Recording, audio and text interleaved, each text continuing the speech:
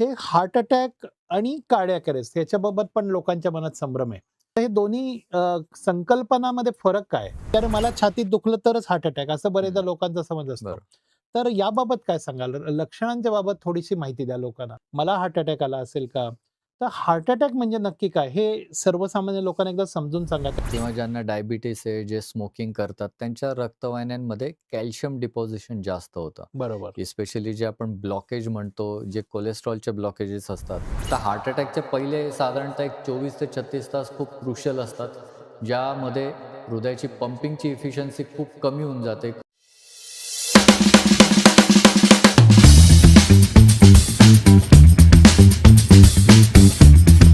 नमस्कार. सात संवाद आणि प्रतिसादच्या आजच्या या विशेष भागामध्ये मी डॉक्टर प्रशांत पाटील आपल्या सर्वांचं मनापासून स्वागत करतो. मंडळी, हृदयरोग म्हटला की तुमच्या आमच्या प्रत्येकाच्या मनामध्ये भीती वाटत असते. परंतु हृदयरोगाविषयी आपण जर याची माहिती अगदी सखोल जाणून घेतली आणि याला प्रिव्हेंट करण्यासाठी आपण आपल्या आयुष्यामध्ये काही बदल केले, तर निश्चित आपण हृदयरोगापासून आपल्याला वाचवू शकतो. आणि हीच जनजागृती निर्माण करण्यासाठी पुण्यातील सुप्रसिद्ध emergency management expert doctor Padmanabh Keskar sir यांच्या विशेष सहभागातून आज आपण दिल से दिल तक ही हृदयरोग जनजागृतीविषयी एक विशेष सिरीज या ठिकाणी या पॉडकास्टच्या माध्यमातून प्रसारित करत आहोत. आणि डॉक्टर पद्मनाभ केसकर सर यांच्यासोबत पुण्यातील आणि महाराष्ट्रातील सुप्रसिद्ध हृदयरोग तज्ज्ञ अर्थातच cardiologist doctor Rajdatt Deore sir या मुलाखतीच्या माध्यमातून याविषयी आपल्याला हृदयरोगाविषयी संपूर्ण माहिती देणार आहेत. चला तर मग आपल्या हृदयाविषयी ए टू झेड जाणून घेऊयात दिल से दिल तक या विशेष सिरीजच्या माध्यमातून. नमस्कार. मी डॉक्टर पद्मनाभ केसकर एक हृदयविषयक प्रश्नमालिका घेऊन आपल्यासमोर येत आहे.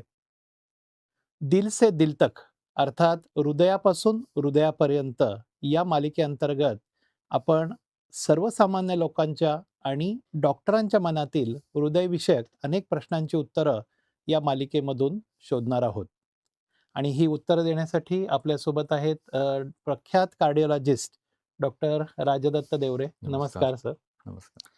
डॉक्टर राजदत्त देवरे हे इंटरव्हेन्शनल कार्डिओलॉजिस्ट आहेत आणि त्यांना 2 दशकाहून अधिक काळ या क्षेत्राचा अनुभव आहे. डॉक्टर राजदत्त देवरे हे गुंतागुंतीच्या कार्डियाक सर्जरीज, कॅथेटरायझेशन शस्त्रक्रिया, कोरोनरी इंटरव्हेन्शन म्हणजे ज्याला आपण अँजिओग्राफी, अँजिओप्लास्टी म्हणतो, त्या डिफिकल्ट अँजिओप्लास्टीज करण्यामध्ये ते अतिशय तज्ञ आहेत. तसेच डिव्हाइस बेस्ड थेरपीज असतील म्हणजे याच्यामध्ये पेसमेकर इत्यादी आपण नावं ऐकतो. तर ते सुद्धा सरांच्याकडनं सर पेडियाट्रिक कार्डिओलॉजिस्ट म्हणून पण सरांची ओळख आहे. लहान मुलांचे जे कार्डिओलॉजीचे प्रॉब्लेम आहेत त्याच्यासाठी सुद्धा सर तज्ञ म्हणून गणले जातात. सर अनेक प्रख्यात हॉस्पिटल जी आहेत पुण्यामधील, पिंपरी चिंचवडमधील तिथे सर पॅनल कन्सल्टंट म्हणून जातात. जसं की अ, Manipal hospital, Saishree hospital, Jupiter hospital या ठिकाणी मेडीपॉइंट हॉस्पिटल या ठिकाणी सर इंटरव्हेन्शनल कार्डिओलॉजिस्ट म्हणून जातात. सरांनी त्यांचे एम-बी-बी-एसचे शिक्षण वैद्यकीय महाविद्यालय मिरज या ठिकाणावरून पूर्ण केले आणि त्यानंतर एम-डी मेडिसिन आणि डी-एम कार्डिओलॉजी जे एक आपण स्पेशालिटी एज्युकेशन म्हणू, ते सरांनी सेठ जी-एस मेडिकल कॉलेज मुंबई या ठिकाणाहून पूर्ण केले. तर अतिशय तज्ञ कार्डिओलॉजिस्टशी आज आपण संवाद साधणार आहोत. तर सर आपली ही जी एक मालिका आपण करतोय याच्या मागचा उद्देश काय? की दिल से दिल तक किंवा हृदयापासून हृदयापर्यंत ही जी मालिका आहे, तर याचा हा खरा तर विचार सरांच्या मनामध्ये आला. सरांनी मला बोलून दाखवला आणि आम्ही दोघं मिळून ही मालिका आपल्यासमोर घेऊन येतो. तर ही मालिका करण्यामागचा उद्देश काय? नमस्कार. हा उपक्रम करण्यामागे आपला उद्देश असा आहे, की आज आपण बघतोय, की भारतामध्ये हृदयविकाराचं प्रमाण वाढत चाललेलं आहे. हां, एका बाजूला प्रमाण वाढतंय आणि दुसऱ्या बाजूला खूप कमी वयोगटामध्ये हृदयविकार सुरू होतोय. त्याच्यामुळे सर्वसामान्य जनतेला हृदयविकाराबद्दल माहिती मिळावी. एक तर ते व्हायला नको, झालं तर काय करायचं याच्याबद्दल माहिती मिळावी. त्याचप्रमाणे जनरल प्रॅक्टिशनरला, फॅमिली फिजिशियनना याच्याबद्दल माहिती मिळावी, जेणेकरून हृदयविकाराचं निदान लवकर होईल, त्याची ट्रीटमेंट व्यवस्थित होईल आणि गरज असेल त्या पेशंटला टर्शरी सेंटरला, हायर सेंटरला कधी पाठवायचं, पुढची ट्रीटमेंट कशी प्लॅन करायची याच्या संबंधी आपल्याला माहिती जास्तीत जास्त मिळावी, ह्या उद्देशाने आपण हा प्रोग्राम करत आहोत. बरोबर. अगदी बरोबर सर. कारण काय होतं, की आजकाल सोशल मीडियामुळे, WhatsAppमुळे अनेक वेगवेगळ्या प्रकारची माहिती, चुकीची माहिती म्हणेन मी, की लोकांपर्यंत पोहोचत असते आणि लोकं त्यामुळे जास्ती संभ्रमित होतात. तर अगदी खूप छान उद्देश आहे या सीरीजचा. तर या सीरीजमध्ये मी एक पहिला प्रश्न तुम्हाला विचारतो, की जो अगदी आपण म्हणू, की कळीचा मुद्दा प्रत्येकाच्या मनात तो कधी ना कधी अगदी माझ्या तुमच्या मनात पण येत असेल.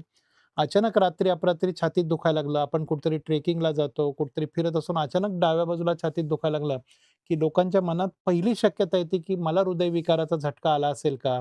मला हार्ट अटॅक आला असेल का? तर हार्ट अटॅक म्हणजे नक्की काय? हे सर्वसामान्य लोकांना एकदा समजून सांगा. त्याच्याबाबत पण लोकांच्या मनात संभ्रम आहे. बेसिकली कसं आहे, की हृदय हे शरीराचं इंजिन आहे. ठीक आहे. हृदय रक्त पंप करतं आणि डोक्यापासून पायापर्यंत रक्त सर्क्युलेट करतं.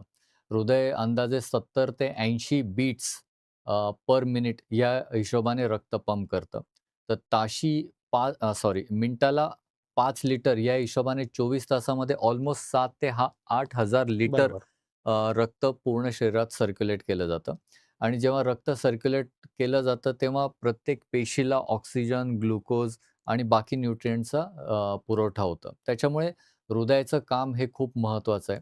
हृदयाने काम व्यवस्थित करावं याच्यासाठी हृदयाचा स्वतःचा एक वेगळा रक्तपुरवठा आहे. हृदयामध्ये 3 मुख्य रक्तवाहिन्या असतात. त्याला कोरोनरी आर्टरीज असं आपण म्हणतो. तर हे कोरोनरी आर्टरीची जी सिस्टम असते ती हृदयाला रक्तपुरवठा रक्तपुरवठा करते. करते. बरोबर. जेव्हा ह्या कोरोनरी आर्टरीजमध्ये ब्लॉकेज होतं, ठीक आहे. ब्लॉकेज हे युजुअली कोलेस्ट्रॉल आणि रक्ताची गुठळी याचं बरोबर. कॉम्बिनेशन असतं. त्या ब्लॉकेजमुळे कोरोनरी सर्क्युलेशन व्यवस्थित होत नाही. कोरोनरी सर्क्युलेशन व्यवस्थित झालं नाही तर हृदयाची पंपिंगची ताकद कमजोर होते. पंपिंगची ताकद कमजोर झाली तर सर्क्युलेशन कमजोर होतं आणि मग त्याचा त्रास होतो आणि त्याला आपण हार्ट अटॅक आला असं म्हणतो.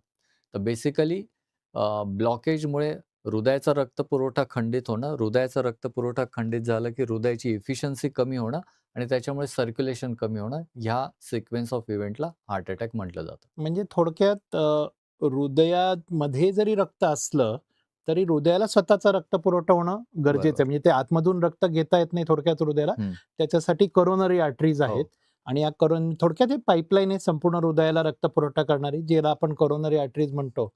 काही कारणांनी याच्यात ब्लॉकेज निर्माण झालं, तर त्या हृदयाच्या त्या भागाला रक्तपुरवठा येत नाही, होत नाही. त्याच्यामुळे हृदयाच्या त्या भागाला ऑक्सिजन मिळत नाही आणि त्यामुळे तो भाग मृत पावतो. यालाच आपण बरोबर. हार्ट अटॅक असं म्हणतो. अतिशय सरांनी सांगितलं आणि का महत्वाचा आहे हार्ट अटॅक ओळखणं. हं. कारण हा एक हृदयाचा पंप आहे. सरांनी सांगितल्याप्रमाणे एक हृदयाचा पंप आहे. तो त्या पंपाची जर काही इफिशियन्सी कमी झाली, रक्तपुरवठा कमी झाल्यामुळे, तर त्या ठिकाणी शरीरामध्ये गुंतागुंतीच्या प्रक्रिया निर्माण होतात.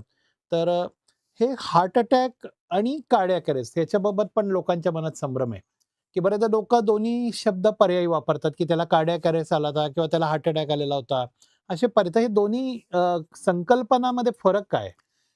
तर जसं आपण आता बोललो हार्ट अटॅक म्हणजे हृदयाच्या रक्तवाहिनीमध्ये रक्ताची गुठळी होणे आणि हृदयाचा एक भाग कमकुवत होणं. आता आपण जर पकडलं तर साधारणतः आपल्या मुठीच्या आकाराचं आपलं हृदय असतं आणि त्याच्यावरती जसं आपल्याला ह्या आपल्या हाताच्या वर रक्तवाहिन्या दिसतात, तशा त्याच्यावरती रक्तवाहिन्या असतात आणि त्या 3 मुख्य रक्तवाहिन्या हृदयावर असतात. तर ज्या भागाचा रक्तपुरवठा कमी झाला, ब्लॉकेज झाला, तर तो भाग कमजोर पडतो आणि हृदय कमजोर पडतं. ठीक आहे. आणि त्याच्यामुळे हार्ट अटॅक येतो. आता हार्ट अटॅकचे पहिले साधारणतः एक 24 ते 36 तास खूप क्रुशियल असतात, ज्यामध्ये हृदयाची पंपिंगची एफिशियन्सी खूप कमी होऊन जाते. कधी-कधी हृदयाची अ, गती अनियमित होते, ज्याला आम्ही इलेक्ट्रिकल डिस्टर्बन्स म्हणतो. तर ह्या दोन्ही गोष्टीमुळे म्हणजे पंपिंगची एफिशियन्सी कमी झाल्यामुळे आणि किंवा इलेक्ट्रिकल डिस्टर्बन्स झाल्यामुळे हृदय अचानक बंद पडू शकतं आणि मग माणूस कोलॅप्स होतो आणि त्याला आम्ही कार्डियाक अरेस्ट म्हणतो. तर हार्ट अटॅकमध्ये कार्डियाक अरेस्ट होऊ शकतो. पण कार्डियाक अरेस्ट होण्याचे भरपूर सारे कारण आहेत करेक्ट, ना. करेक्ट. बरोबर. जसं आपण बघतो की एखादा माणूस जिममध्ये खूप स्ट्रेनस एक्सरसाइज करतोय किंवा कोणी खूप नाचतोय, जो कधीच काही नाचला नाही आणि अचानक 1-2 तास नाचायला लागला. जिममध्ये एखाद्याने खूप हेवी वेट्स घेतले. तर अशा वेळेस शरीरामध्ये अचानक ॲड्रेनालिन नावाचं हॉर्मोन सिक्रिशन होतं. हां. आणि त्याच्यामुळे मग हृदयाची गती अनियमित होऊन हृदय बंद पडण्याची शक्यता असते. अजूनही काही कार्डियाक अरेस्टचे कारण आहेत, जसं मेजर ॲक्सिडेंट झाला किंवा ब्रेन हेमोरेज झाला, ठीक आहे. तर अशा ह्याच्यातही ज्याच्यामध्ये हृदय नॉर्मल आहे, पण तरी कार्डियाक अरेस्ट होऊन हृदयाची गती अचानक बंद पडून मृत्यू होऊ शकतो. तर अशा वेळेस आपल्याला म्हणजे खूप कमी मी थोडंसं थांबवतो, की मला जे आता सरांनी सांगितलं त्याच्यावरून असं एक लक्षात येतंय, की हृदय विकाराचा झटका किंवा हार्ट अटॅक किंवा आपण वैद्यकीय परिभाषेत त्याला मायोकार्डियल इन्फार्क्शन म्हणतो. हा थोडक्यात सर्क्युलेटरी सिस्टमचा आजार झाला, की बरोबर. हृदयाचा रक्तपुरवठा विस्कळीत होतोय. त्यामुळे हृदयाच्या त्या भागाला रक्तपुरवठा मिळत नाही आणि हार्ट अटॅक येतो. याच्यामध्ये बाकीचं हृदय व्यवस्थित काम करतंय. फक्त ज्या भागाला रक्तपुरवठा होत नाही, तो भाग त्या ठिकाणी हृदयाचा व्यवस्थित काम करत नाही. याच्या उलट कार्डियाक अरेस्ट सरांनी सांगितलेल्या पद्धतीने, की हा दरवेळेला काही हृदयाच्या रक्तवाहिनीशी संबंधित आजार नाही. असेल असं नाही. अचानक तो पंपच बंद पडणं म्हणजे हो. थोडक्यात असं आपण म्हणू शकू, की एखादा पंप आहे, आपला पाण्याचा पंप आहे, तर तो अचानकच बंद पडला, हो, तर त्याला आपण कार्डियाक अरेस्ट म्हणू त्याचं शकू. इलेक्ट्रिकल सप्लाय बंद झाला, की तो अचानक बंद पडतो. बरोबर. म्हणजे हा थोडक्यात कंडक्टिंग सिस्टमचा आजार बरोबर. झाला असं म्हणता येईल, की हो. त्या ठिकाणी हृदयाला जे इम्पल्स जातायत आणि त्याच्यामुळे हार्ट बीट होतंय. अचानकच हृदय बंद पडलं, तर त्याला कार्डियाक अरेस्ट म्हणता येईल. बरोबर. डेफिनिटली. हो. हां. म्हणजे आता ज्यांना किडनीचा आजार असतो, लिव्हरचा आजार असतो, तर त्यांच्यामध्ये पण शरीरामध्ये काही असे पदार्थ ॲसिड्स चं प्रमाण वाढतं, की त्याचा हृदयावर परिणाम होतो आणि त्याच्यामुळे कार्डियाक अरेस्ट होतो. बरोबर. ठीक. हां, म्हणजे थोडक्यात आता अ, मग याच्यामध्ये आपण जर काही गांभीर्य विचारात घेतलं, तर मायोकार्डियल इन्फार्क्शन हा जीवाला जास्ती धोका निर्माण करतो का कार्डियाक अरेस्ट जीवाला जास्ती धोका निर्माण करतो? आता दोघंही प्राणघातक बरोबर. आजार आहेत. पण हार्ट अटॅकमध्ये आपल्याला वेळ भेटतो. हां. ठीक आहे. ओके. हार्ट अटॅकमध्ये पेशंटला काहीतरी त्रास होतो. हां. तो वैद्यकीय मदत घेऊ शकतो. मग तिकडे जाऊन ई-सी-जी करणं, पुढचे ट्रीटमेंट सुरू करणं याला काहीतरी वेळ भेटतो. परंतु कार्डियाक अरेस्टमध्ये तो वेळ भेटत नाही. हां, जसं आपण काही सिच्युएशन बघितलं, की कोणी अचानक चालता-चालता, बोलताना किंवा ट्रेकिंग करताना कोलॅप्स होतो. तर त्यावेळेस खूप कमी कालावधी असतो. हार्ट अचानक बंद पडल्यामुळे सगळ्यात पहिला परिणाम हा मेंदूवर होतो.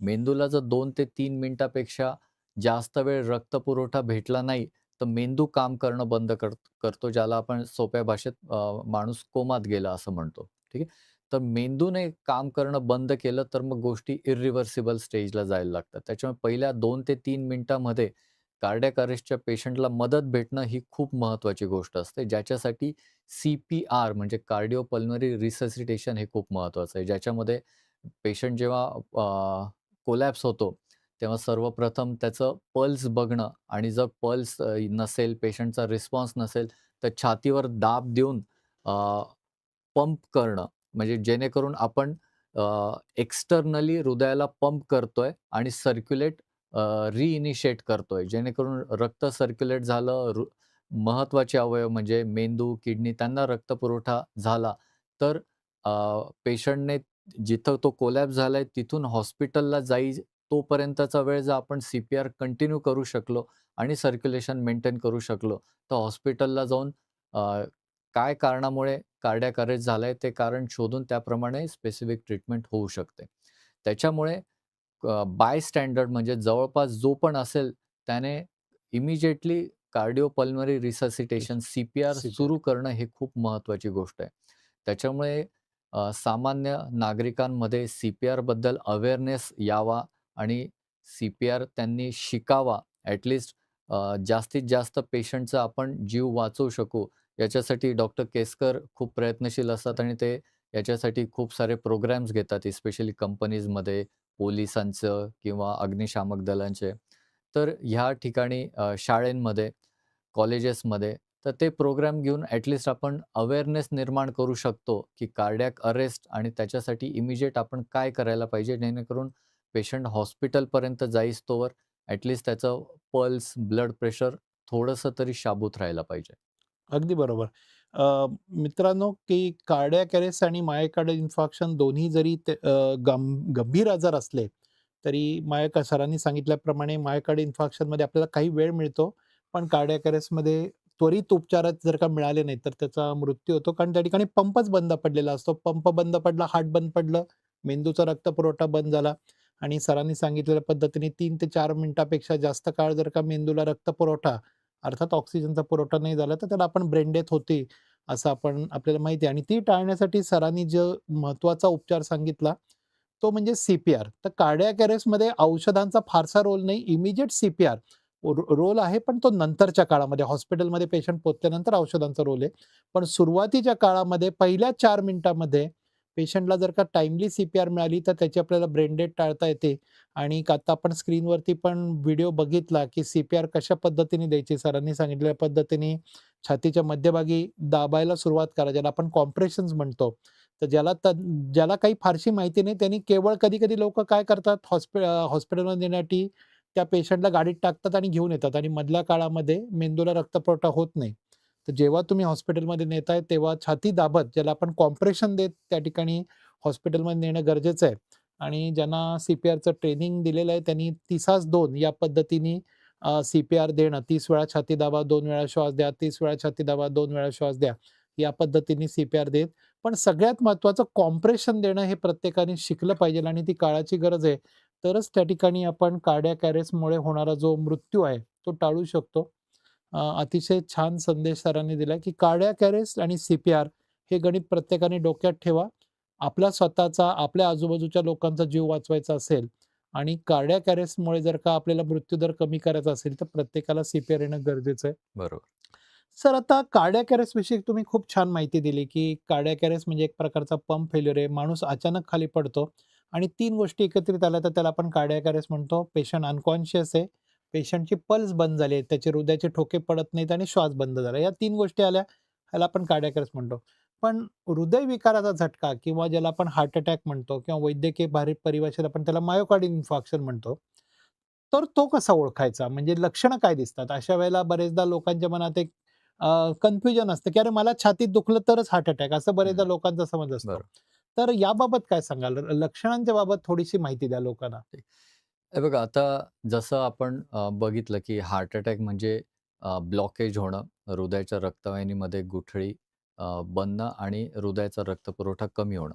आता जे क्लासिकल सिम्प्टम्स आपण म्हणतो की डाव्या बाजूला दुखायला लागलं, दम लागतो, घाम येतो, हे क्लासिकल सिम्प्टम्स असतात. पण खूपशा पेशंटमध्ये थोड्या वेगळ्या प्रकारचे पण लक्षणं असू शकतात. जसं कधी अचानक चक्कर येणं, डोळ्यापुढे अंधारी येणं, ठीक आहे. कधी ह्या मधल्या भागामध्ये छाती आणि पोटाच्या मध्ये गोळा येणं, कधी-कधी अ, गळा आवळल्यासारखं वाटतं, ठीक आहे.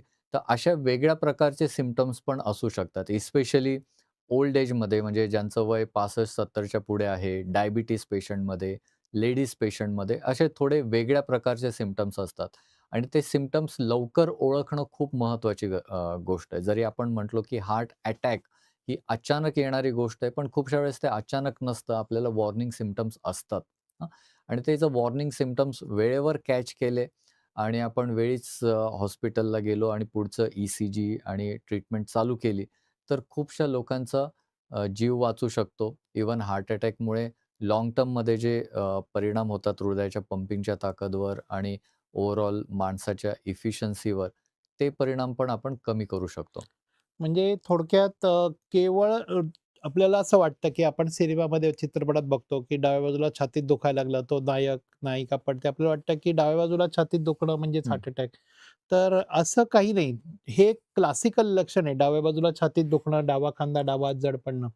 पण कधी-कधी पाठीमधनं सुद्धा वेदना होऊ शकतात. एखाद्या पेशंटला जबड्याला त्या ठिकाणी मुंग्या हो. येणं, अशी सुद्धा लक्षणं दिसू शकतात आणि सरांनी सांगितलेल्या पद्धतीने छातीच्या मध्यभागी तीव्र स्वरूपाची जळजळ होते, पोटात गोळा किंवा कधी-कधी लोकं म्हणतात मला नुसता दम लागतोय. असं कधी-कधी असंही होतं, की पेशंट म्हणतात, की मला फक्त बेचैन होतंय, हां, काहीतरी होतंय.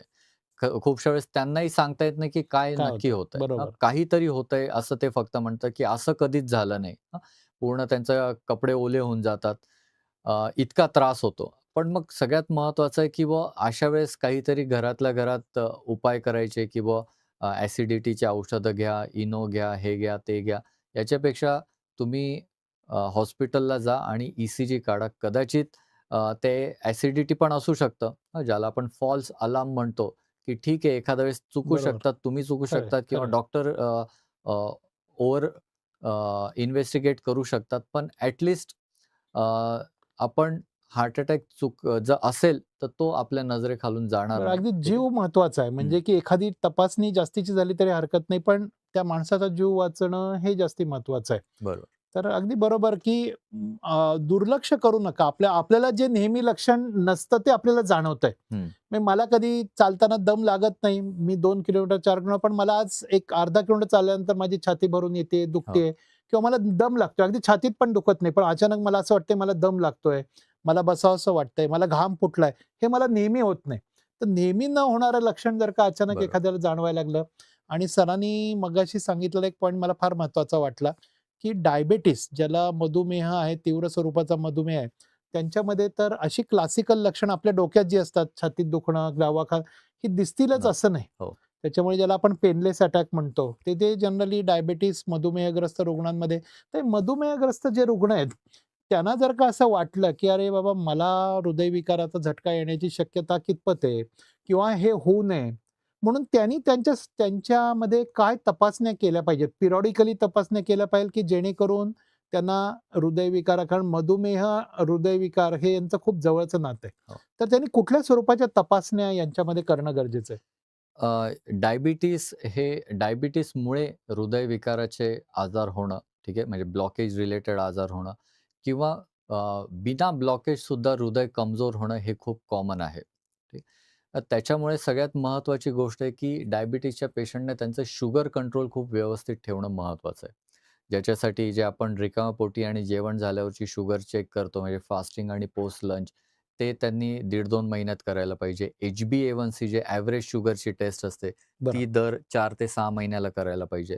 लिपिड प्रोफाइल, त्याचप्रमाणे urine protein, urine albumin ratio ही जी एक गोष्ट आहे, हां, तर ती खूप महत्त्वाची टेस्ट आहे, मुळे डायबिटीसमुळे किडनीला काय डॅमेज होतोय ते आपल्याला कळतं. कारण किडनीला जेव्हा डॅमेज व्हायला सुरुवात होते, त्या पेशंटमध्ये हृदयाचा धोका विकार वाढतो. हृदयाचा आजार होण्याचं, ब्लॉकेज होण्याची शक्यता पण वाढत जाते. हं. त्याच्यामुळे ह्या गोष्टी म्हणजे अनकंट्रोल्ड डायबिटीज, युरिनमध्ये प्रोटीन असणं हे आपल्याला पूर्वकल्पना देतात. पूर्वकल्पना हं. देते. तसंच रेटायनोपॅथी म्हणजे डोळ्याचा मागचा जो पडदा असतो, त्याला पण डायबिटीसमुळे डॅमेज व्हायला लागतो. ते पण एक आपल्याला क्लू देतं, की ह्या माणसाला भविष्यात हृदयाचा प्रॉब्लेम म्हणजे होण्याची थोडक्यात शक्यता आहे. मायक्रोव्हॅस्क्युलर डॅमेज आहे. बरोबर. म्हणजे की याच्यामध्ये डोळ्याच्या रक्तवाहिन्यांमध्ये अस्पष्टता जर का दिसायला आली आणि डोळ्याच्या डॉक्टरांनी सांगितलं, की तुझ्या डोळ्याच्या रक्तवाहिन्यांमध्ये त्या ठिकाणी अडथळा निर्माण होतो. याचा हं. अर्थ डोळ्याच्या रक्तवाहिन्यात जसा अडथळा निर्माण होतो, तसं शरीराच्या विविध दुसरीकडे. रक्तवाहिन्यात ती प्रोसेस सुरू झालेली आहे. बरं. तर या गोष्टी मधुमेहग्रस्त असलेल्या रुग्णांनी सगळ्यात महत्त्वाचं म्हणजे की मला छातीत दुखल्यानंतरच मी पुढं डॉक्टरकडे जाईल, तपासण्या करेन. यापेक्षा महत्त्वाचं आहे, की ते होऊ नये म्हणून आधीपासूनच सरांनी सांगितलेल्या पद्धतीने आपली जी रक्तामधील साखर आहे, फास्टिंग पी जी सर्वांना माहिती आहे. उपाशी पोटी जेवल्यानंतरची साखर दर 2 महिन्याला तपासणं, ती नियंत्रणात आहे का बघणं आणि त्याच्याही पलीकडे जाऊन HbA1c, बरेचदा रुग्ण HbA1c करत नाहीत. तर हे तुमचं ओव्हरऑल कंट्रोल सांगतं. कारण बरेचदा फास्टिंग पीच्या बाबतीमध्ये रुग्ण स्वतःलाच किंवा डॉक्टरना फसवण्यासाठी हो. मुद्दामून 1 आ आठवडाभर आधी गोड न हो. खाणं, चालणं, फिरणं आणि मग मी तपासण्या करतो. बरोबर. तर HbA1c मध्ये आपल्याला 3 महिन्याचा एक लेखाजोखा कळतो, की अरे याची शुगर खरोखर कंट्रोलला आहे का नाही हे ते कळतं. चोरी पकडले जाते. चोरी पकडली हो. जाते.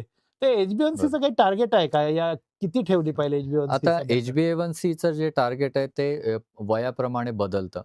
शक्यतो 60-65 पर्यंतचा जो माणूस असतो त्याच्यासाठी HbA1c आम्ही 7च्या खाली पाहिजे असं म्हणतो म्हणजे आयडियली. हृदयविकाराचा धोका कमी राहण्यासाठी किंवा हृदयविकार म्हणा, किडनीचे म्हणजे प्रॉब्लेम, डोळ्यात मधुमेहामुळे होणारे जे हो, कॉम्प्लिकेशन्स आहेत ते त्याच्यासाठी. कमीत कमी राहतात. आयडियली 6.5 पाहिजे, पण 7च्या खाली तर नक्की पाहिजे. बरोबर. जसं वय वाढतं तसं in general diabetes, blood pressure याचे टार्गेट थोडेसे रिलॅक्स ठेवले जातात. त्याच्यामुळे 65-70च्या पुढे जे असतात त्यांच्यासाठी HbA1c आम्ही 7.2, 7.3 पर्यंतही एक्सेप्ट करतो. पण बरोबर. कोणत्याही अ, वयोगटामध्ये HbA1c 7.5 किंवा त्याच्यावरती जायला नको. खरं.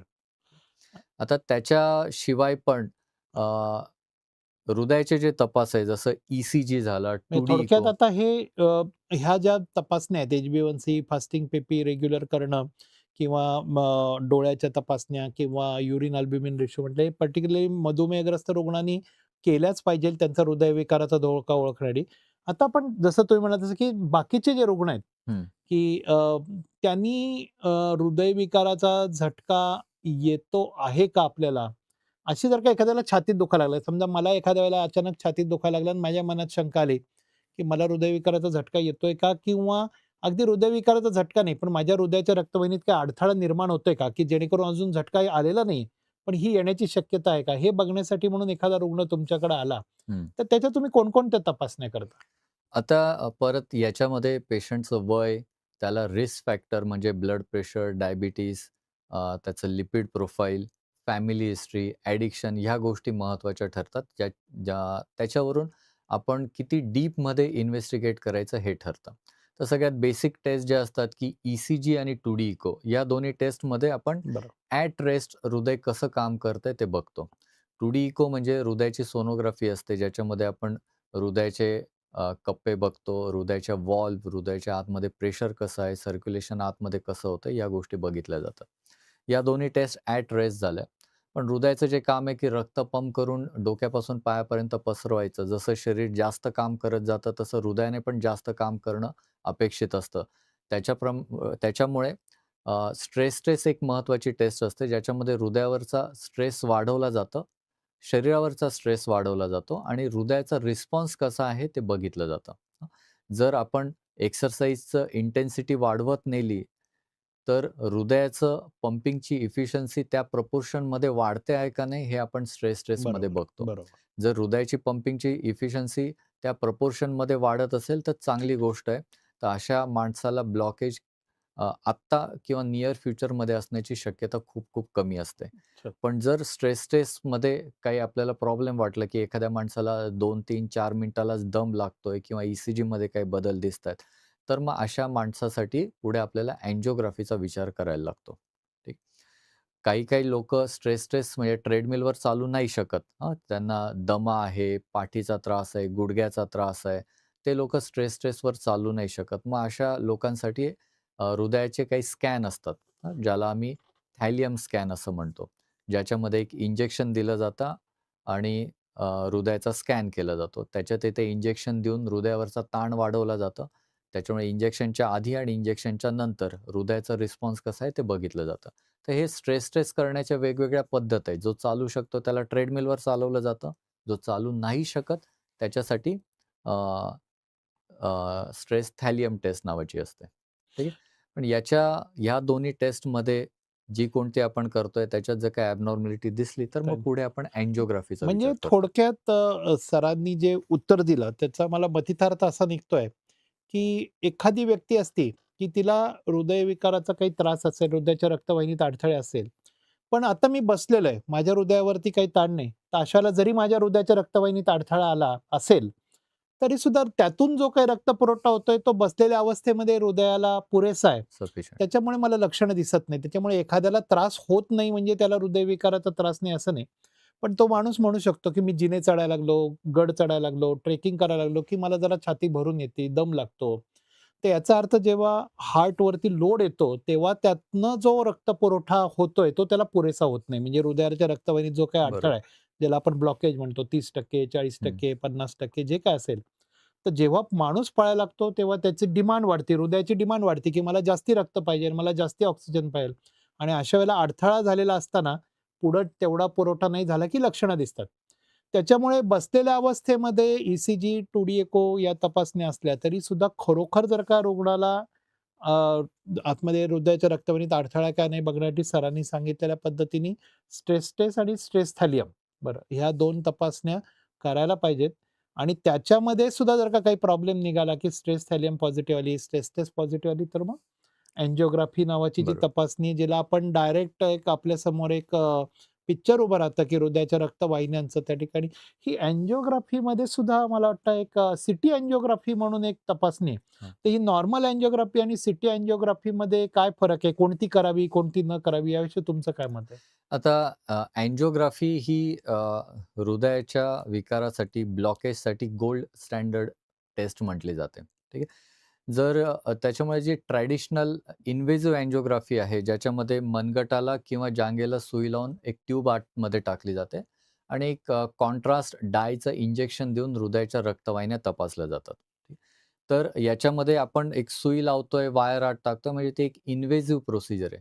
अर्थात त्याच्यात रिस्क खूप कमी आहे, ठीक आहे. पण डेफिनेटली एक इन्व्हेसिव्ह प्रोसिजर आहे.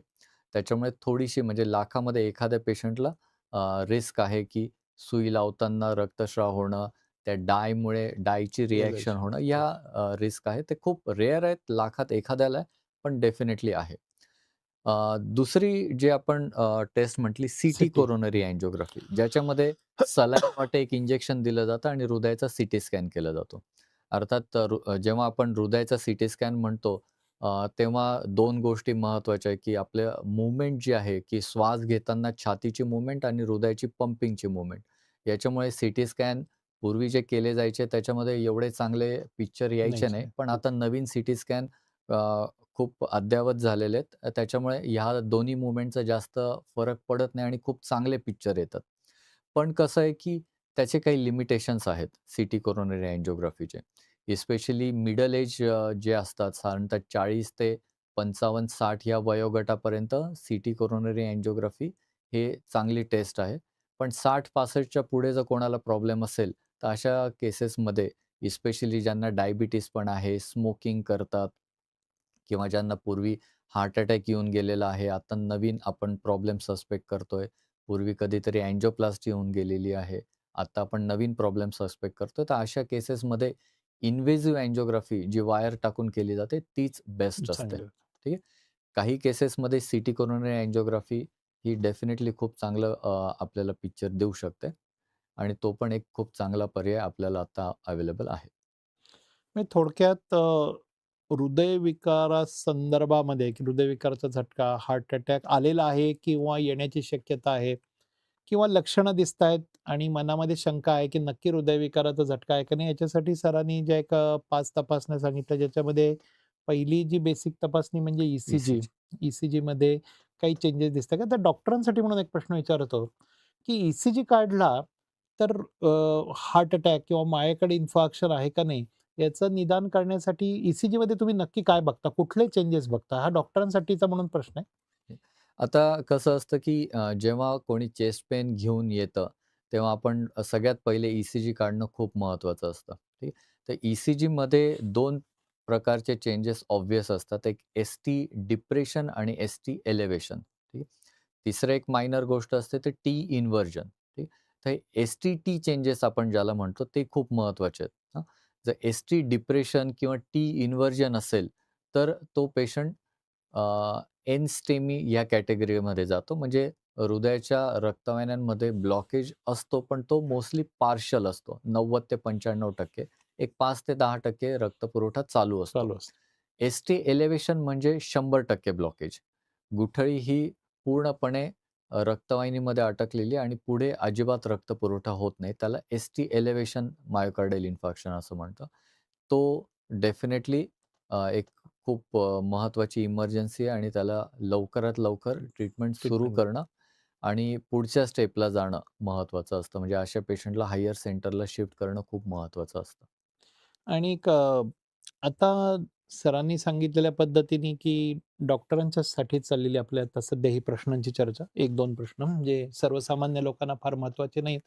हे डॉक्टरांच्या लेव्हलवरती महत्त्वाचे आहेत, की एखादा पेशंट चेस्ट पेनचा तुमच्याकडे आला आणि त्याला तुम्हाला वाटतंय, की हाय रिस्क पेशंट आहे. अशाला कायम त्याला ई-सी-जी सजेस्ट करणं ही अतिशय गरजेची गोष्ट आहे आणि ई-सी-जी काढल्याच्या नंतर त्याच्यामध्ये सरांनी सांगितलेल्या पद्धतीने एस-टी सेगमेंटकडे नजर टाका. ते डिप्रेशन आहे का, एलिव्हेशन आहे का? टी वेव्ह इन्व्हर्टेड आहे का? आणि एक क्यू वेव्ह असते, ती क्यू वेव्ह फॉर्मेशन वगैरे काही दिसतंय का? ओल्ड इन्फार्क्ट आहे का? किंवा आता पेशंट 10-12 तासांनी आलाय.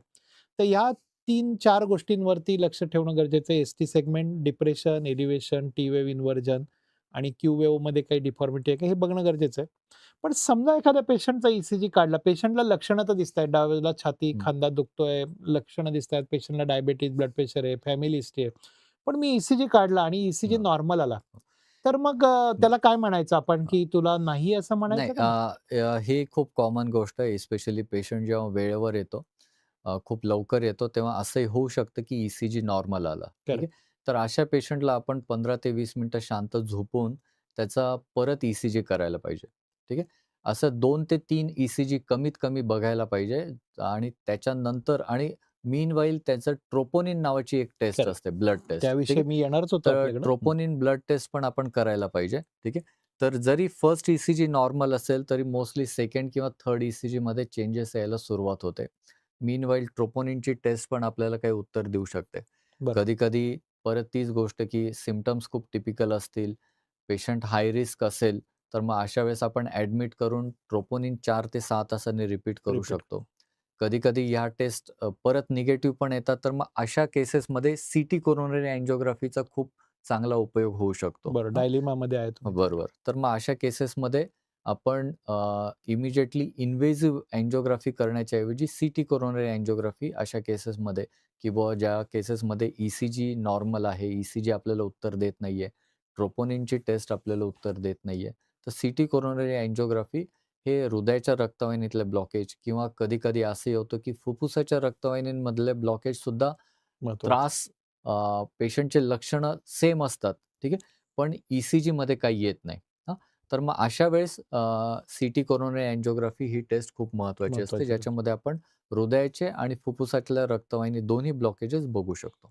बरोबर आहे. हा अतिशय महत्त्वाचा मुद्दा आहे आणि तो बरेचदा डॉक्टरांकडनं पण मिस झालेला मी बघितलाय, ज्याला आपण पल्मोनरी एम्बोलिझम म्हणतो, की जो पण एक जीवघेणा आजार आहे. आपल्याला फक्त हार्ट अटॅकविषयी आपण बरेचदा अनेक परिसंवादांमधनं, कॉन्फरन्समधनं बोलतो. पण बरेचदा पल्मोनरी एम्बोलिझम हा सुद्धा तेवढा जीवघेणा आजार आहे. तर त्याचं सुद्धा निदान वेळीच होणं गरजेचं आहे, की एखादा पेशंट दम लागतोय म्हणून आलाय, तर लंग्स ज्याला आपण रेस्पिरेटरी सिस्टम आणि कार्डिओव्हॅस्क्युलर सिस्टम आहे, याची लक्षणं बरेचदा एकमेकांमध्ये मिसळतात, की एखादा हृदयविकाराचा पेशंट आला आणि त्याला छातीत दुखत नाही, पण त्याला दम लागणे लक्षण असू शकतं.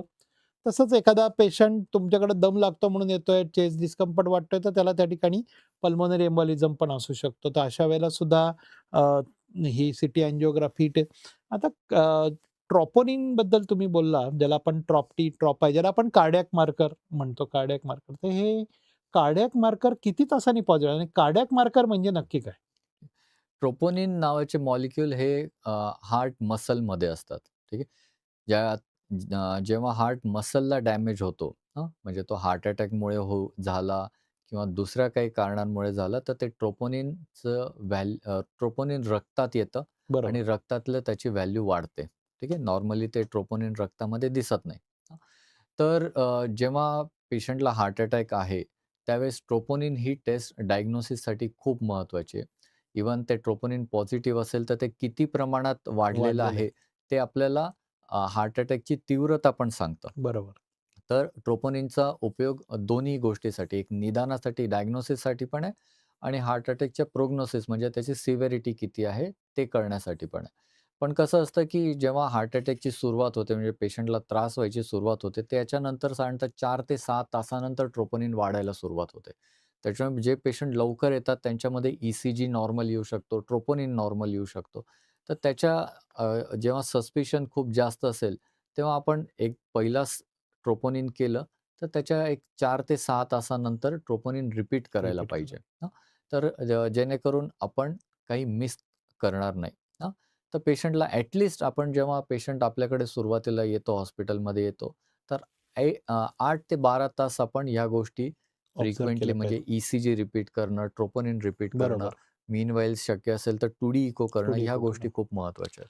अतिशय खूप छान सल्ला दिला. हा डॉक्टरांच्या दृष्टीने अतिशय महत्त्वाचा सल्ला असतो, की बरेचदा हा डॉक्टरांचा अनेक परिसंवादामध्ये प्रश्न असतो, की पेशंट आलाय पण लक्षणं दिसतायत, पण त्या ठिकाणी चेंजेस दिसत नाहीत. तर सरांनी सांगितल्या पद्धतीने सीरियली टेस्टिंग करणं, की पहिल्या टेस्ट नॉर्मल आली आहे म्हणून त्या ठिकाणी पेशंटला तो हृदयविकार नाही किंवा कार्डियाक प्रॉब्लेम नाही असं न म्हणता, हे परत-परत करणं आणि सरांनी सांगितलेल्या पद्धतीने ई-सी-जीच्या बरोबरीने कार्डियाक मार्कर केलं, तर त्या ठिकाणी त्याची एक सेन्सिटिव्हिटी वाढते, की ई-सी-जीमध्ये फरक दिसत नाहीयेत, पण कार्डियाक मार्कर वाढलेले मिळाले समजा. तर कार्डियाक मार्कर म्हणजे सरांनी सांगितलं त्यात पण ट्रोपोनिन टी किंवा ट्रोपोनिन आय हे जे टेस्ट आहे, हे जे एन्झाइम्स आहेत किंवा प्रोटीन्स आहेत, हे जेव्हा हार्टच्या मसलची डेथ होती, नेक्रोसिस होतं, त्यावेळेला ते रक्तामध्ये सोडले जातात. एरवी ते रक्तामध्ये नसतात, पण जेव्हा कार्डियाक मसल डॅमेज होतो तेव्हा ते रक्तात येतात आणि रक्तामध्ये त्याची वाढलेली पातळी तुम्हाला इनडायरेक्टली सांगते, की या ठिकाणी कार्डियाक मसल डॅमेज झालेला आहे.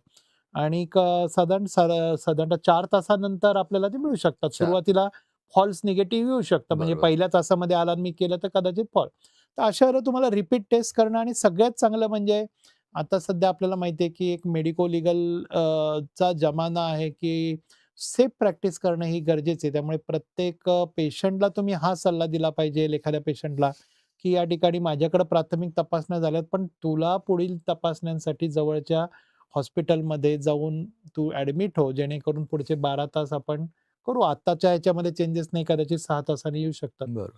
तर या 3 तपासण्यांवरती सरांनी सुरुवातीच्या काळामध्ये भर दिलेला आहे. एक पहिलं म्हणजे ई करा. ई-सी-जीमध्ये चेंजेस आहेत का बघा. त्याच्यामध्ये ST segment, T wave inversion, Q wave formation आहे का बघा. बरोबरीने कार्डियाक मार्करमध्ये ट्रॉप-टी, ट्रॉप-आयची टेस्ट करा. त्याची पातळी वाढली आहे का बघा. आणि तिसरी टेस्ट ज्याला आपण म्हणू की 2D इको, की त्याच्यामध्ये पण चेंजेस आपल्याला दिसू शकतात. जेव्हा एखाद्याला हृदयविकाराचा झटका आलेला आहे, तर त्यावेळेला 2D इकोमध्ये काही चेंजेस दिसू शकतात. कुठले चेंजेस साधारणतः बघता तुम्ही? 2D इकोमध्ये सगळ्यात महत्त्वाचं म्हणजे हृदयाची पंपिंग इफिशियन्सी कशी आहे, म्हणजे ज्याला मी इजेक्शन फ्रॅक्शन म्हणतो, तो खूप महत्त्वाचा क्रायटेरिया आहे. इमिजिएट आणि लाँग टर्ममध्ये हृदयाची इजेक्शन फ्रॅक्शन ची व्हॅल्यू खूप महत्त्वाची गोष्ट असते. त्याच्यानंतर हृदयाच्या व्हॉल्व्ह कशा काम करतायत. हृदयामध्ये 4 व्हॉल्व्ह आहे. तर हार्ट अटॅकमुळे व्हॉल्व्हला डॅमेज होणं पण खूप कॉमन आहे. ठीक आहे. हृदयातल्या आतले प्रेशर कसे आहेत. हां. कधी-कधी हृदयाच्या भोवती पाणी साचणं किंवा हृदयाच्या भोवती रक्त साचणं आणि त्याचा हृदयावर ताण येणं, ह्या गोष्टी पण होऊ शकतात. तर हृदय स्ट्रक्चरली कसं का आहे आणि फंक्शनली कसं काम करतंय, या गोष्टी आपण 2D इकोमध्ये बघतो.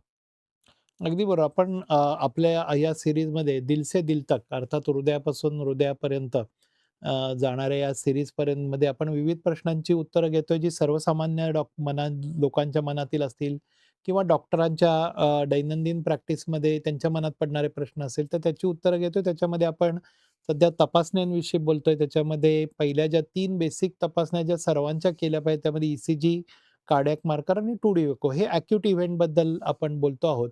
आणि जेव्हा एखाद्या ठिकाणी स्टेबल एंजाइना आहे, की एखादा पेशंट तुम्हाला म्हणतोय, की मला मध्येच छातीत दुखतं, मग थांबतं. मग मला नक्की हृदयविकाराचा त्रास आहे आहे का नाही आहे? त्याला आपण स्टेबल एंजाइना म्हणतो. अशा वेळेला ई नॉर्मल आहे पेशंटचा. पण जेव्हा सरांनी 2 तपासण्या सांगितल्या त्याच्यामध्ये, की जेव्हा तुम्हाला नक्की तो हृदयविकार त्रास बघायला तर त्या ठिकाणी स्ट्रेस टेस्ट ज्याला आपण ट्रेडमिल टेस्ट हं. म्हणतो, की पट्ट्यावरती चालवा. बसलेल्या अवस्थेत काही त्रास नाही, पण पट्ट्यावरती चालायला लागल्यानंतर त्याच्या ई चेंजेस दिसतायत का? किंवा स्ट्रेस थॅलियम नावाची तपासणी सांगितली, की हृदयाला त्या ठिकाणी तुम्ही ताण द्या, की तो माणूस पळू नाही शकत आहे. त्याला संधिवात आहे, नी जॉइंट रिप्लेसमेंट झाली आहे, तर पळता येत नाहीये. अशा त्याला आपण स्ट्रेस थॅलियम करू शकतो. हृदयाला कृत्रिमरित्या ताण निर्माण करून बघू शकतो, की त्या ठिकाणी हृदयाच्या रक्तवाहिनीत अडथळा असण्याची शक्यता आहे का? आणि जर का याच्यामध्ये कुठेही जरी तुम्हाला वाटलं, की काही पॉझिटिव्ह फाइंडिंग मिळतायत, तर अँजिओग्राफी ही गोल्ड स्टँडर्ड टेस्ट आहे, की जी आपल्याला सांगते, की हृदयाच्या रक्तवाहिनीत अडथळा आहे का? असेल तर तो किती आहे? आणि त्याला मेडिकल मॅनेजमेंट लागते का त्याला आपण सर्जिकल इंटरव्हेन्शन करावं लागतं ते आपल्याला कळतंय. आणि त्याच ठिकाणी सरांनी आपल्याला अजून सांगितलं, की अँजिओग्राफीला जो करोनरी अँजिओग्राफी आहे, जी पारंपरिक आहे, त्याला पर्याय म्हणून सिटी अँजिओग्राफीचा एक छान पर्याय एक साधारणतः मिडल एजमध्ये म्हणता येईल आपल्याला.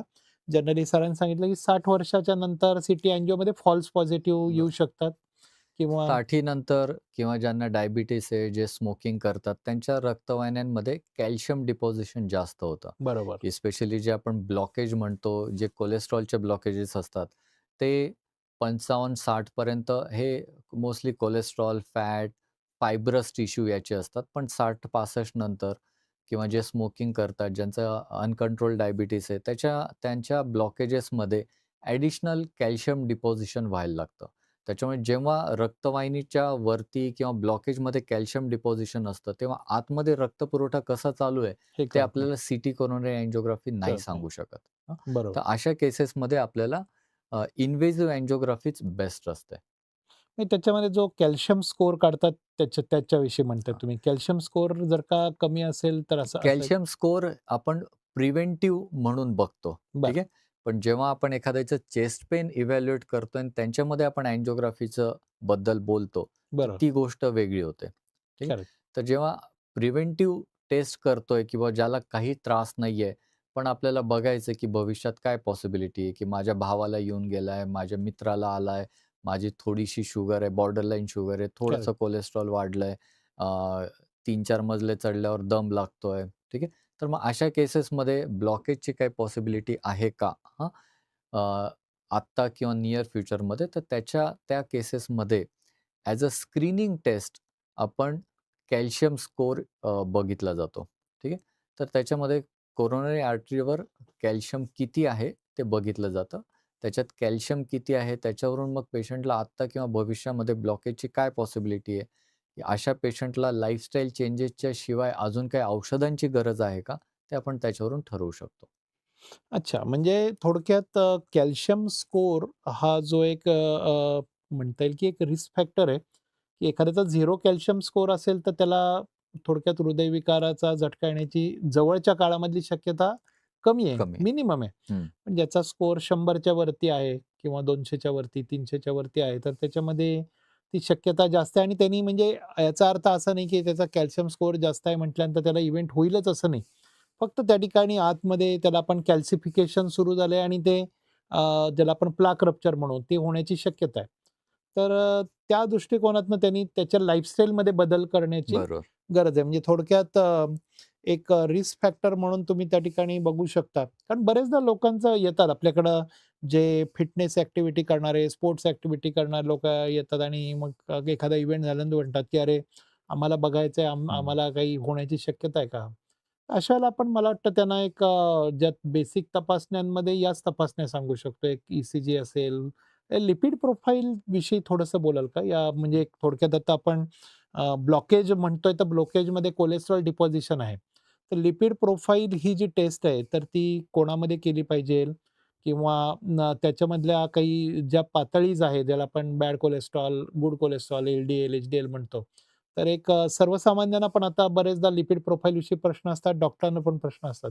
तर त्या टेस्टविषयी थोडंसं बोला, लिपिड प्रोफाइलविषयी. आता बेसिकली लिपिड प्रोफाइल म्हणजे आपण त्याच्यामध्ये कोलेस्ट्रॉल आणि त्याचे वेगवेगळे घटक बघतो. ज्याच्यामध्ये टोटल कोलेस्ट्रॉल एक असतं, ट्रायग्लिसराईड, एच-डी-एल, एल-डी-एल हे 4 महत्त्वाचे असतात. त्याच्याशिवाय एक व्ही-एल-डी-एल पण असतं.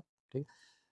पण याच्यावरती पण ॲपो-बी, ॲपो-ए1, लायपोप्रोटीन स्मॉल ए हे 3 घटक पण तेवढेच महत्त्वाचे आहेत आणि ते पण आपण करायला पाहिजे. म्हणजे रुटीन लिपिड प्रोफाईलमध्ये फक्त ह्या 4 गोष्टी येतात. टोटल कोलेस्ट्रॉल, ट्रायग्लिसराईड, एच-डी-एल आणि एल-डी-एल. पण त्याच्यावरती ॲपो-बी, ॲपो-ए1 आणि लायपोप्रोटीन स्मॉल ए या गोष्टी आपण करायलाच पाहिजे. हे खूप महत्त्वाचं आहे. आता याच्यामध्ये एल-डी-एल जे आहे, एल-डी-एल कोलेस्ट्रॉल हे सगळ्यात महत्त्वाचं आहे. कारण जे ब्लॉकेजचे जे स्टडी केल्यात हिस्टॉलॉजिकल स्टडी त्याच्यामध्ये एल-डी-एल डिपॉझिशन हे सगळ्यात कॉमन आहे. एल-डी-एल डिपॉझिशन होतं ब्लॉकेजेसमध्ये. बेसिकली एल-डी-एल रक्तवाहिन्यांमध्ये साचतं त्यालाच आपण ब्लॉकेज म्हणतो. ठीक आहे. तर एल-डी-एल व्हॅल्यू महत्त्वाची आहे डेफिनेटली. पण कसं आहे की कोलेस्ट्रॉल हे शरीरामध्ये इंटर्नल प्रोडक्शन हे खूप महत्त्वाची गोष्ट आहे. जर टोटल कोलेस्ट्रॉल आपण बघितलं शरीरातलं किंवा रक्ताचं, तर त्याच्यातलं जवळपास 70% ते 80% कोलेस्ट्रॉल हे इंटर्नली प्रोड्यूस झालेलं असतं आणि फक्त 20% ते 30% कोलेस्ट्रॉल हे आपल्या डाएटशी रिलेटेड दॅट्स असतं. त्याच्यामुळे अ, कोलेस्ट्रॉलची व्हॅल्यू महत्त्वाची आहे. पण कोलेस्ट्रॉलची व्हॅल्यू तुमचे बाकीचे रिस्क फॅक्टर्स काय आहेत? म्हणजे तुमचं वय काय आहे? तुम्हाला स्वतःला बी-पी, डायबिटीज आहे का? फॅमिली हिस्ट्री, स्मोकिंग काही ॲडिक्शन आहे का? तर ह्या गोष्टींबरोबर कोलेस्ट्रॉलची व्हॅल्यू काय आहे हे महत्त्वाचं आहे. हां. सध्या रिस्क स्कोर ही एक कन्सेप्ट नवीन आलेली आहे. ठीक आहे. तर त्याच्यामध्ये अमेरिकन, युरोपियन त्यांनी स्वतःचे वेगवेगळे रिस्क स्कोर बनवले. ज्याच्यामध्ये अमेरिकन जो आहे ते प्रिव्हेंट रिस्क स्कोर वापरतात. युरोपमध्ये स्कोर 1, स्कोर 2 हे रिस्क स्कोर वापरले जातात. तर याचं बेसिस असं आहे की ब्लॉकेज होण्यासाठी एक फॅक्टर महत्त्वाचा नसतो. हे मल्टिपल फॅक्टर्सचं कॉम्बिनेशन आहे. हां. बरोबर. ज्याच्यामध्ये तुमचं ब्लड प्रेशर, शुगर लेव्हल, तुमचं वय, ॲडिक्शन, कोलेस्ट्रॉल लेव्हल या सगळ्या गोष्टी महत्त्वाच्या आहेत. त्याच्यामुळे फक्त कोलेस्ट्रॉल व्हॅल्यू वाढलेली आहे. आता खूपसे लोकं हेल्थ चेकअप करतात कंपनीमध्ये आणि ते लिपिड प्रोफाइलचा रिपोर्ट घेऊन येतात. पण फक्त कोलेस्ट्रॉल व्हॅल्यू वाढली आहे, फक्त एल-डी-एल व्हॅल्यू वाढलेली आहे. पण पेशंटला बाकी रिस्क फॅक्टर्स काही नाहीये. की पेशंट 30-35 वर्षाचा माणूस आहे, जो नियमित काहीतरी एक्सरसाइज करतोय, ज्याच्या फॅमिलीमध्ये म्हणजे आई-वडील, भाऊ-बहिणींमध्ये कोणाला हार्ट अटॅक वगैरे नाहीये, स्वतःला काही आजार नाहीये किंवा काही ॲडिक्शन नाहीये, ठीक आहे. तर अशा पेशंटमध्ये फक्त कोलेस्ट्रॉल व्हॅल्यू वाढलेली असेल, तर त्याला जास्त महत्त्व नाहीये. पण जेव्हा या फॅक्टरपैकी काही असेल, तर मग ते कॉम्बिनेशनमध्ये ते कोलेस्ट्रॉलच्या व्हॅल्यूचा इम्पोर्टन्स येतो, ठीक आहे. बरोबर. तेव्हा कोलेस्ट्रॉल व्हॅल्यू विथ कॉम्बिनेशन म्हणजे विथ रिस्क फॅक्टर असेल, तर मग त्याचा जो परिणाम असेल, मग ते 1+1 = 11 होतं. मग तेव्हा त्याचं महत्त्व हे जास्त होतं. एक्स्पोनेन्शियली वाढतं. आता याच्यामध्ये जे एक आपण म्हणतो की L-D-L is a bad cholesterol, H-D-L is a good cholesterol. एक ढोबळमानाने म्हटलं तर एल-डी-एलची पातळी हं, एखाद्यानं रिपोर्ट हातात घेतलाय. त्याला पूर्वी एखादा हृदयविकाराचा झटका येऊन गेलेला आहे किंवा एखाद्याचा रिपोर्ट मी हातात घेतलेला आहे, की ज्याला हृदयविकाराचा झटका आलेला नाही, पण तो ओबेज आहे, डायबिटीज, ब्लड प्रेशर आहे आणि एखाद्याला काहीच त्रास नाही आणि अशा माणसाचा हं. लिपिड प्रोफाइलचा रिपोर्ट हातात घेतला. तर यांच्यामध्ये एल-डी-एल ज्याला आपण बॅड कोलेस्ट्रॉल म्हणतो, त्याची पातळी किती ठेवायला पाहिजेल आपण? बरं. आता जसं आपण म्हटलो, की हे रिस्क स्कोर ही जी गोष्ट असते आणि एल-डी-एलची व्हॅल्यू ही आयसोलेटेड इम्पोर्टंट नसते. ती कॉम्बिनेशनमध्ये आपल्याला बघायला लागतं. तर एकदम साध्या शब्दात उदाहरण द्यायचं तर जसं हायवेला स्पीड लिमिट असतं, म्हणजे रस्त्याला स्पीड लिमिट असतं, की हायवे एक्सप्रेसवेला तुम्हाला 80 ते 100चं लिमिट आहे. बरं. साध्या रस्त्याला 50-60चं आहे. आपल्या सिटीमधल्या रस्त्याला 30-40चं लिमिट आहे. तर जिथं रस्ता रिकामा आहे, गर्दी नाही, तिथं स्पीड लिमिट जास्त आहे. हां, तसंच कोलेस्ट्रॉल एल-डी-एलच्या बाबतीत आपण म्हणू शकू, की बरोबर. बुवा जिथं काही रिस्क फॅक्टर्स नाहीये, सगळं क्लीन रस्ता आहे, तिथं एल-डी-एल थोडंसं जास्त म्हणजे 100 पर्यंत राहिलं तर तरी चालेल. चालेल. हां, पण जशी गर्दी वाढत जाते, जसे रिस्क फॅक्टर्स वाढत जातात, तसं एल-डी-एलची व्हॅल्यू जास्त टाईट कंट्रोल करणं महत्त्वाचं आहे. म्हणजे जसं सरांनी उदाहरण दिलं, की एखाद्याला डायबिटीज आहे, लाँग स्टँडिंग डायबिटीज आहे, कोणाला हार्ट अटॅक आलेला आहे, तर अशा केसेसमध्ये आपल्याला कोलेस्ट्रॉल एकदम कमीत कमी म्हणजे 50च्या खाली ठेवायला लागतं. ठीक आहे. तर जसं रिस्क फॅक्टर्स वाढत जातील, कोलेस्ट्रॉलची व्हॅल्यू कमी-कमी करत जायला लागतं. खूप छान उदाहरण दिलं सर तुम्ही, की बरेचदा लोकांचं असं म्हणत असतं, की बाबा लॅबमध्ये रिपोर्टमध्ये लिहिलं असतं, की लेस दॅन 130 किंवा लेस दॅन 100 आपण बघतो, की अरे माझी पण जर का एखाद्या व्यक्तीला रिस्क फॅक्टर आहे, की त्याच्यामध्ये फॅमिली हिस्ट्री आहे, त्याला आधीचा इव्हेंट होऊन गेलाय, अशाला त्याची एल-डी-एलची व्हॅल्यू ही नॉर्मलपेक्षा सुद्धा जी कमी पाहिजे, म्हणजे ज्याला समजा तुम्ही म्हणताय त्या ठिकाणी लेस दॅन 100 तर त्या ठिकाणी less than 70, less than 50 lower the better. कारण शेवटी हो. त्याच्यामुळेच परत एक अडथळा निर्माण होणार आहे. त्याच्यामुळे एल-डी-एलची पातळी चांगली असणं गरजेचं आहे आणि एच-डी-एल ज्याला आपण गुड कोलेस्ट्रॉल म्हणतो, त्याच्यासाठी काही औषध येत नाही. त्याला व्यायाम आणि लाईफस्टाईल मॉडिफिकेशन हेच गरजेचं आहे. त्या लिपिड प्रोफाईलविषयी आपण नंतर सुद्धा परत पुढच्या एखाद्या प्रश्नामध्ये बोलूया. तर या ठिकाणी आपण आता एक तपासण्यांचा एक उहापोह करतोय, की एखाद्याला कार्डियाक रिलेटेड काही इव्हेंट होऊ नये किंवा झाले तर काय तपासण्या करायच्या आहेत. तर त्याचा एक थोडक्यात लेखाजोखा मांडायचा झाला तर ई-सी-जी आहे, 2D एको आहे, ट्रेडमिल टेस्ट आहे आणि स्ट्रेस थेलेम आहे, ज्याला आपण स्टेबल एंजाइन आहे त्यांच्यामध्ये आणि यांच्यामध्ये जर का काही पॉझिटिव्ह निघाले फाइंडिंग, तर त्या ठिकाणी आपल्याला कोरोनरी अँजिओग्राफी, सिटी अँजिओग्राफी अशी एक आपल्यासमोर एक संपूर्ण एक बास्केट आहे तपासण्यांची. तर कोणाला कोणत्या प्रकारच्या तपासण्या करायच्या ते पेशंटची लक्षणं, त्याचं वयोगट, त्याचे रिस्क फॅक्टर बघून हे त्याला सुचवणं गरजेचं आहे आणि त्याच्यामध्ये कार्डियाक मार्कर नावाची अतिशय महत्त्वाची तपासणी ॲक्यूट इव्हेंटमध्ये ती एरवी नाही काय त्याचा उपयोग. पण एखाद्याला चेस्ट पेन होतंय, ऑनगोइंग चेस्ट पेन आहे आणि त्या ठिकाणी कार्डियाक मसल डॅमेज झालाय का नाही बघायला कार्डियाक मार्कर ही टेस्ट केली पाहिजे पेशंटची.